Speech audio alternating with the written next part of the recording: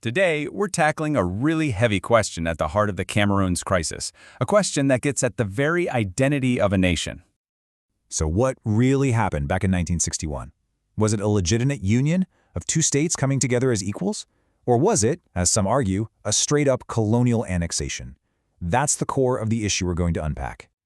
Okay, so to get our heads around this, we're going to walk through a document that lays out one very specific side of the argument. And just to be super clear, our job here isn't to say who's right or wrong. We're just here to explain the case this document makes. All right, first up, the motive. According to this source, if you want to understand why things happen the way they did, you got to follow the money, or in this case, the oil. The document puts it bluntly. It claims this whole thing wasn't really about politics or people, it was about colonial greed for natural resources, specifically oil. I mean, that's a huge claim, and it sets the stage for everything else. And this is where the timing gets, well, really suspicious, according to the source.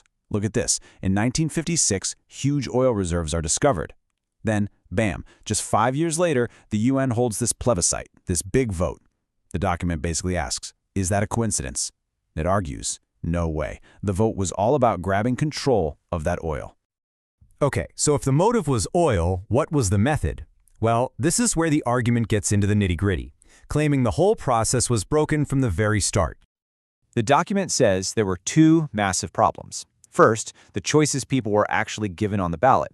And second, something that was supposed to happen after the vote, but never did. So imagine you're a citizen of British Southern Cameroons back then. You get to vote, but your only choices are join Nigeria or join Cameroon. See what's missing? The document points out that the one option they weren't given was full, outright independence. A pretty big deal, right?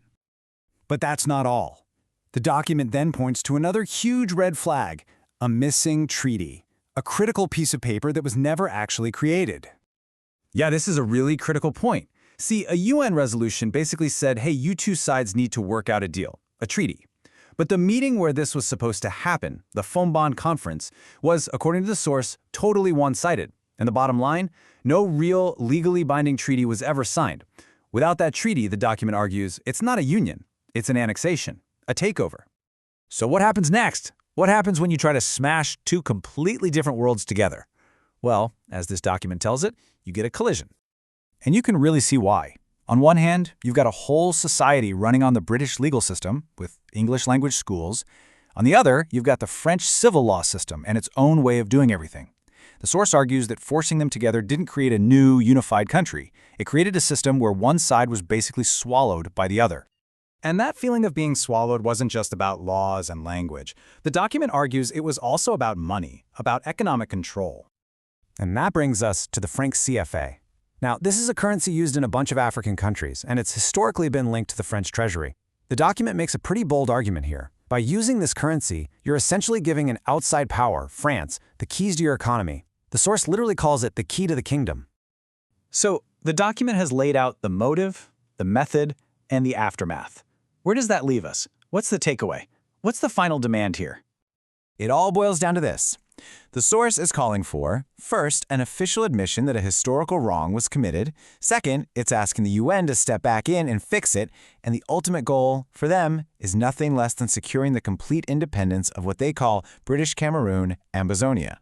And you know, stepping back from this one document, it leaves you with a really big question, doesn't it? It's not just about Cameroon. It's about so many places. It makes you ask, how much of a nation's present, all the conflict and identity crises we see today, is really just the ghost of its colonial past?